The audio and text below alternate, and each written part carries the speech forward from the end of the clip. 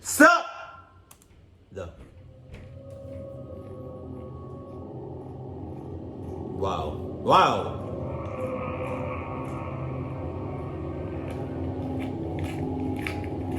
You got all of that. Relax.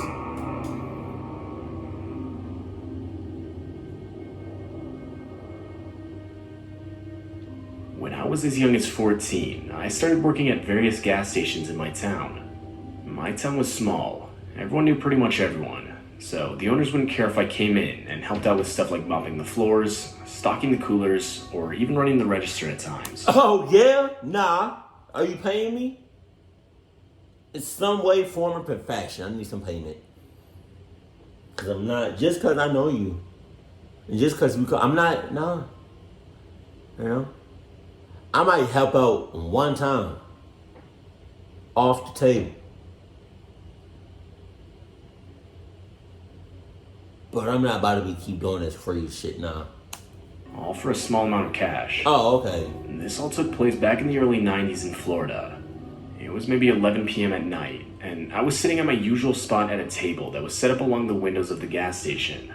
I would generally spend most of the nights at that table reading books and periodically getting up to do different chores. Now, being only 14, I obviously wasn't allowed to be the only one running the store at any given time. It would usually be me and a manager, or maybe another employee or two. You're 14? This night, it was me and a guy named Jeff. Jeff was one of the part-time managers, and usually when it was only me and him, he would spend most of his time in the back, which basically left me to hold down the store by myself. This night was no different. I remember sitting at the register when I glanced up. Something had caught my attention that was especially odd. I could see a lady who was walking up our parking lot from the direction of the interstate. Like, there were literally no customer cars in the parking lot. Now, this in itself was weird, as because of where we were located, we would get almost nobody that would walk here, especially not from the direction of the interstate. I mean, the store was practically in the middle of nowhere along a very desolate interstate. Wow. Nobody just walks this road. I figured she must have broken down somewhere and was coming up to fill a gas container or use the phone to call for a tow truck or something. After around a minute of me watching her, I realized she didn't have a container in her hands. She then came into the store and looked around for a few minutes. The whole situation just felt off. I remember getting a strange and disturbing vibe from her, just from the way she was looking around the store. By this point, Jeff had come out from the back and was standing behind the register with me. He would occasionally do this when customers came in.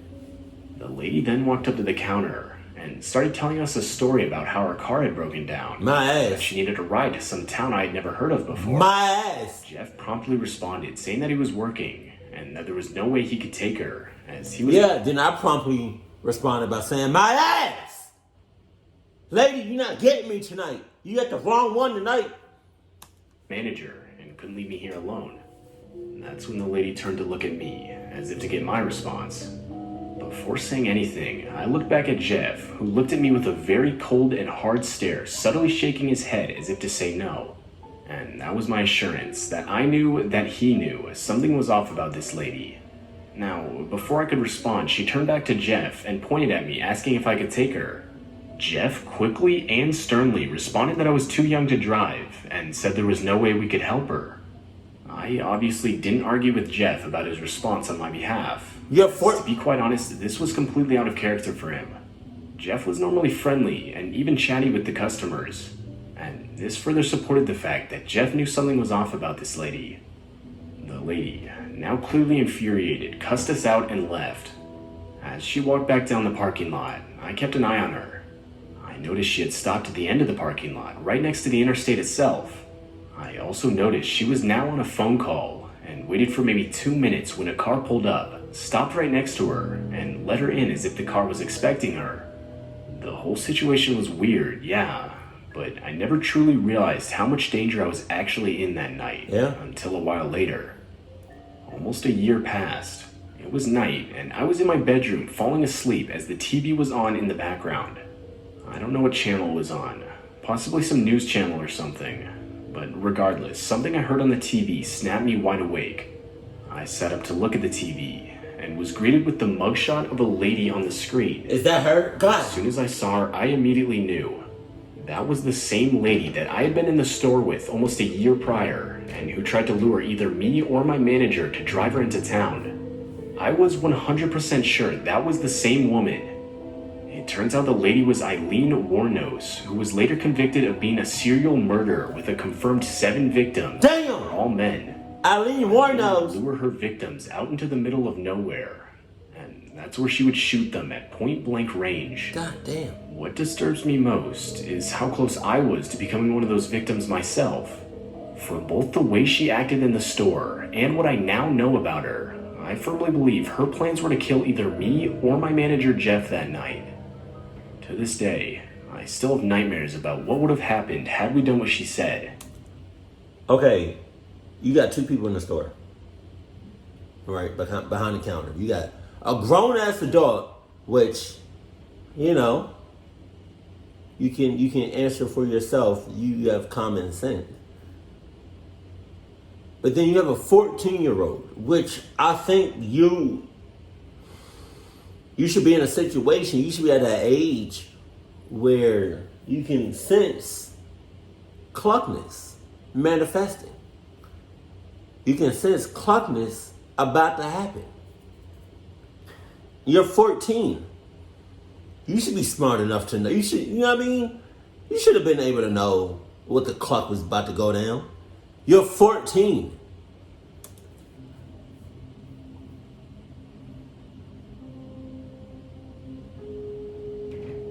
Right. Okay. This happened to me and my wife back in the summer of 2017. Right. We had actually only gotten married a few months prior. Okay. And obviously because of the wedding costs, our financial situation wasn't the best. Right. And this made it so that we could only afford a place to live that was super cheap and that would let us pay week to week. Okay. But luckily, we were able to find just that in the form of a boarding house in our city. The house was 3 stories and had 4 rooms with a shared kitchen and a bathroom for everyone. We moved into one of the rooms on the 2nd floor. Now, obviously with it being a boarding house, we had to share with a few other people. Oh. The most noteworthy ones being a young couple named Jim and Jennifer just above us in a room on the 3rd floor. Nah. And in the 3 months we lived there, they were the only neighbors we talked to. They seemed similar to us in both age and interests, but we usually just talked to them in passing, or even sometimes on the front porch, where we were all out having a cigarette. Though, after a few weeks, we would quickly realize that they didn't get along too well. It started off with small things, like hearing them yell at each other for short durations of time, or hearing one of them angrily leave the house in some absurd hour of the night. But the short fights didn't last long. They would get only longer and louder as time went on. Though, that was until one day. My wife and I were watching a movie, and the whole time the usual fights were taking place just above us. But right as the movie ended, we both noticed they abruptly stopped. Don't get me wrong, it was nice to finally have peace and quiet, but it was completely out of character for them. I mean, this never happened. They would almost never just abruptly stop yelling at each other, especially at this point in the night. Though, even still, we both agreed that we should take advantage of the silence and try to go to sleep. And luckily we were able to. But just for me to be woken up in the middle of the night by my wife, who was shaking me and looking off toward the side of our bed, I was tired and completely out of it. I didn't know what time it was, or why I was being woken up. Out of habit, I turned over to get up. But when I did, I could make out a man standing right next to our bed, hunched over my nightstand going through the drawer. Oh my God! I was in absolute disbelief. After locking eyes, he stood up from his hunched position and proceeded to just stare at me. I sat up on my bed, and the guy started backing up slowly. Again, that's gotta be one of the most scariest things. Along with being in a lockdown at your school, and it's a clown and intruding your school. This right here gotta be one of the most scariest things too. To be asleep and to wake up to somebody that you either don't really know like that or not at all. And the first thing you see is a person just leaning over you, talking about something.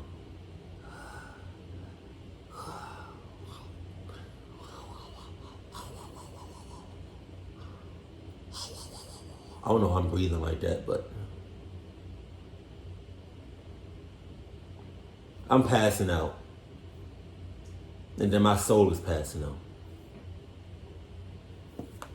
Honestly, didn't know if what I was seeing was real or just my imagination. But after turning on our room's lamp, I realized it was our upstairs neighbor Jim, the same one who was always yelling and keeping us up late. I was a little relieved, but still, why was he going through our stuff while we were sleeping? It was completely out of character for him. After calming down for a second, I said, "Well, what's up, Jim? What are you doing in our room, man?" What? Why you that calm? I mean, I get it. I know why you're that calm, but I'm like, hey! Hey! What you doing?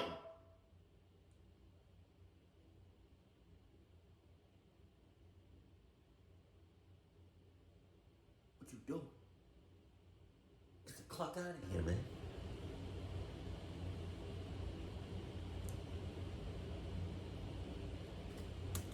After a few seconds of silence, Jim responded by asking if he could borrow our car, What? or if we could take him somewhere. What the fuck? My wife, who was now fully awake, screamed at him no, not after he broke into our room at 3 in the morning.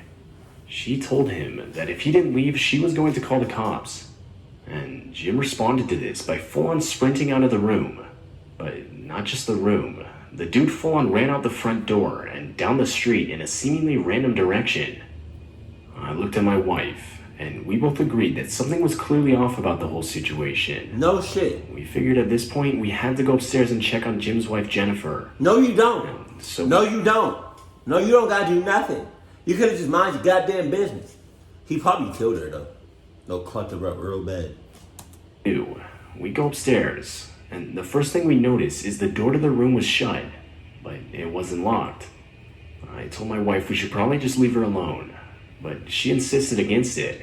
So I reluctantly knocked and shouted the usual hello. After no response, we slowly turned the doorknob and pushed the door open. What we saw next was straight out of a horror movie. The room looked terrible, as if someone had just gone crazy hitting random areas with an axe. That's when we noticed Jennifer lying on the floor face down. We walked over to her, thinking that Jim had knocked her unconscious. But as we got closer, we realized there was fresh blood staining the carpet underneath her. In complete horror, we called the cops immediately. We explained to them that we believed we had just walked into a murder scene, but that the murderer himself had already left. The police would tell us to leave the room and wait outside until they arrived. And sure enough, they would arrive not even 5 minutes later. After explaining everything that happened that night, the cops set out a search for Jim. And luckily, they were able to find him around an hour later, still running down the street. After further talking with the cops, they said it looked like Jim was trying to find a gas station so that he could get fuel to help him burn the whole house down, with the goal of burning Jennifer's dead body inside. This in turn would remove all evidence connecting him to the murder, though Jim would ultimately be convicted with the murder of his own wife. Damn. For the next couple of days, both me and my wife couldn't leave the house, as every time we tried, we would be swarmed by different news reporters asking us for an interview.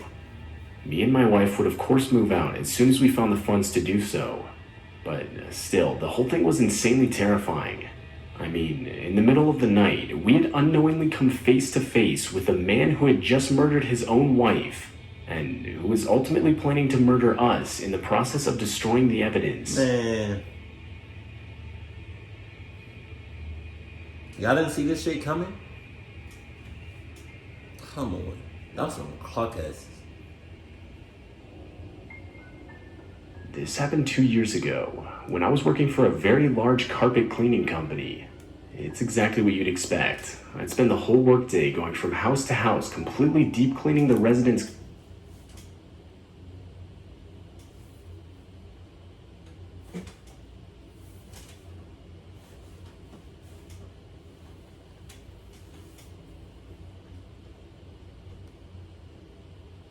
I thought I saw a roach. Jesus. carpets with a lot of different tools and machinery. I was 22 and a female. I'm actually pretty sure I was one of the only females working for this company. But at the same time, I really enjoyed it. And if I'm being honest, I was actually really good at the job. So, because of this, I was given a lot of work and would usually hit between 6 to 8 houses daily, driving all across multiple towns. This night, I was working late, as one of the houses I cleaned earlier in the day took way longer than expected, which of course sent me back the rest of the day. I'd say it was around 7 p.m. when I had one house left to do for the day. Though, upon arrival at the given address, I quickly realized it was in the middle of nowhere. And after knocking on the front door, I also realized no one was home. I was annoyed, yeah, but realistically, I was the one that was late for the appointment. I decided to wait until someone came home, as I knew I'd get chewed out by my boss if I left without cleaning anything. And luckily, 10 minutes later, the resident pulled up next to my van. He was a middle-aged man, balding, wearing dirty shorts and a jacket. He honestly seemed a bit awkward, but was apologetic and let me into his house with all my needed equipment. Upon entering, I instantly realized the carpet and just the house in general was already unbelievably clean. I mean, it even smelled like cleaning supplies had just been used. Wow. To be honest, it was a little weird. I wasn't used to seeing already clean carpets upon arrival. It's almost as if he was trying to hide a dead body, or recently got rid of a dead body. But that's all I'm saying. I'm not saying no.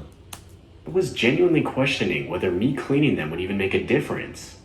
But regardless, I followed protocol and pulled out my company laptop to calculate how much it was going to cost before starting. Hey, do they keep track of where you are on that thing? His question caught me off guard. That was an immediate red flag. After the initial shock from the question, I replied saying that it did, and that my boss knew exactly how long each job should take. In reality, this was a complete lie. The laptop was literally just used to run a program that can calculate how much to charge a customer based on the inputted amount of work. But I felt like I had to lie, as there was definitely something off about this guy.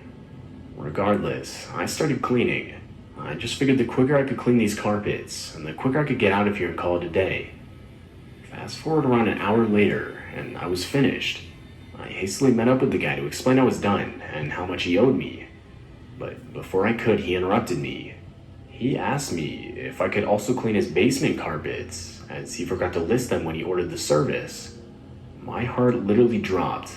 I just wanted to be done with this and get out of here. But my stupid customer service conditioned brain couldn't figure out how to get away with saying no. What the hell you talking about? What you talking about? What? Man. That's not your customer service brain. That's just your regular brain. On some cluck shit. What you talking about? Just say no. You know how easy that shit is? I mean, granted, it's not that easy to say no when you've been saying yes for a long ass time. But when it deals with somebody that you don't know, and it's a basement or attic or crawl space or anything like that, just say no. I would have said no. Oh shit. It's like a little gnat that's in here. It was on camera too. I saw it. I know y'all saw it.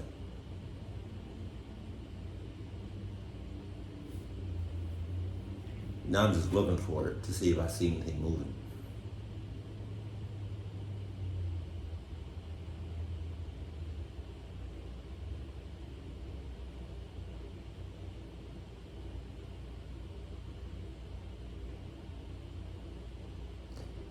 It's almost as if the gnat knows I'm about to spray it, because I don't see that shit no more.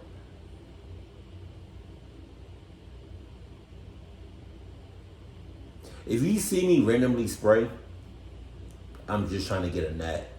The guy led me to his basement door, opened it, and gave me a hand signal as if to gesture that I was to go down first. I hesitated, but ultimately I did. Once I got to the bottom, I was horrified. The basement looked horrible compared to the rest of the house. Not only was it unfinished with no carpet whatsoever, but there were clearly 7 deep freezers lining the walls. In the middle of the room was a lit, low-hanging ceiling light, revealing an old television set, VHS tapes scattered all over the floor, and an old recliner facing the TV. Behind the set were 2 white shelves full of VHS tapes. The whole while I'm looking at the basement, the guy stood at the top of the steps blocking the doorway with a disturbing smile on his face. I looked up at him and said, yeah man, let me go get my stuff.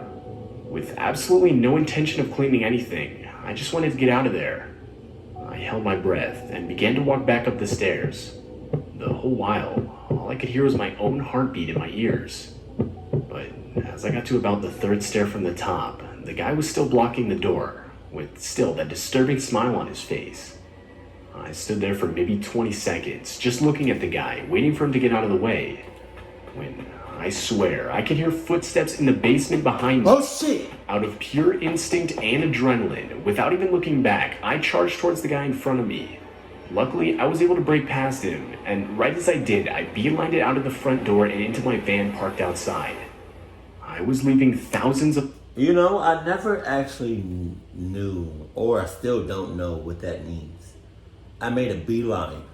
A bee. Boom. Boom. Ah!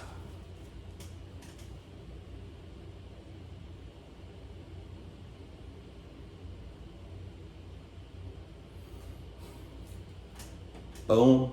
Boom. I don't understand what that means. I made a beeline.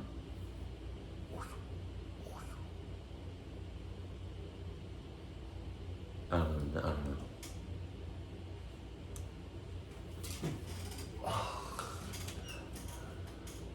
I really wish I could just freeze time or slow down time. I could just spray the shit out of this net.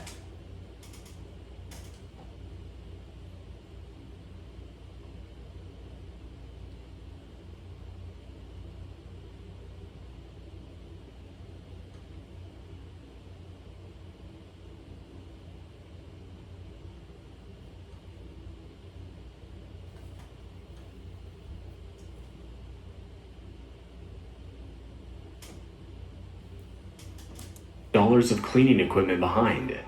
But honestly, in that moment, I didn't care.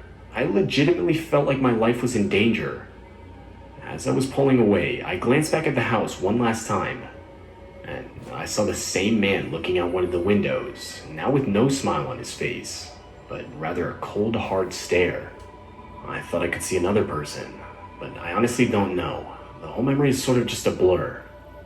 The truth of the matter is that my boss would not have noticed I was missing for at least 24 hours when I didn't show up for my shift the next day. The next morning, I would call my boss, tell him everything, and ultimately quit that very day. As far as I know, they got the police involved, but I try to distance myself from the whole situation, so I really don't know what ended up happening.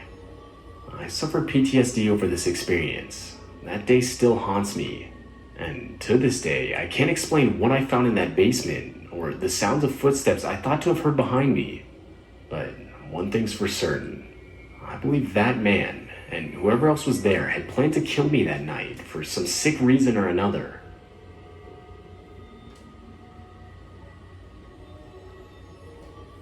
I hope this goes to show you that you should never, ever, ever get a basement for this reason alone. You literally just said you get PTSD from this. Yeah. And part of this is because you were in the basement. Yeah. And also it suggests that you don't get no carpet no time soon or anytime. You know, just straight hardwood, dark, preferably dark wood. It looks really sexy. Floors. You know, don't get carpet whatsoever. That's gonna cause you to have some more PTSD, you know? So, yeah. But I think no job is worth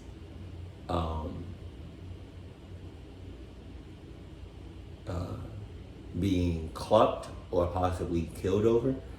So especially like a fucking carpet job. Jesus. God damn. See, you let your job, your customer service shit get in the way. I feel like if it was your regular brain, you would have never even, you would have noticed that the house itself, like the first part, was already clucking sparkless. What?